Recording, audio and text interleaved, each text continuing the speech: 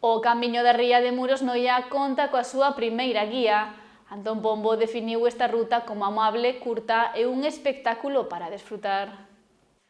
A Oficina de Acollida ao Peregrino de Santiago de Compostela acolle onte a presentación da guía El Camino de Santiago de la Ría de Muros Noia, a primeira na que se afonda nesta ruta protagonizada pola Ría da Estrela, un percorrido que conta con dúas opcións para os peregrinos. Dúas alternativas, o camiño histórico ou ben a variante fluvial, que tamén me temo que vai ser mayoritaria en canto estea un pouco señalizada e acondicionada, porque nada menos que percorre un bosque de ribeira perfectamente conservado ao longo de 10 kilómetros. É algo que non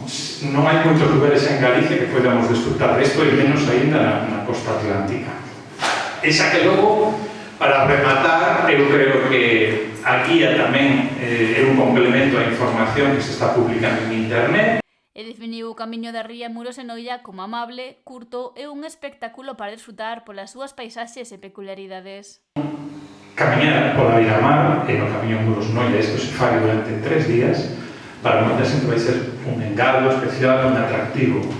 E logo contar con lugares, unha historia rica, un patrimonio, con cascos históricos moi ben conservados, como é o caso de Muros e Noia, tamén vai ser outro engadido. E tamén o casco histórico de Porto do Son, que a mí me sorprende as últimas veces que vou por ali, con esta esplanada que se acaba de facer ali diante do Porto, que recuperou un pouco o que era o uso tradicional, tamén é un casco moi interesante. O presidente da Asociación de Concellos do Camiño da Ría de Muros Noia, Santiago Freire, agradeceu o apoio dos 7 concellos que forman parte da asociación, o Arcebispado de Santiago e o tecido empresarial da Ría da Estrela.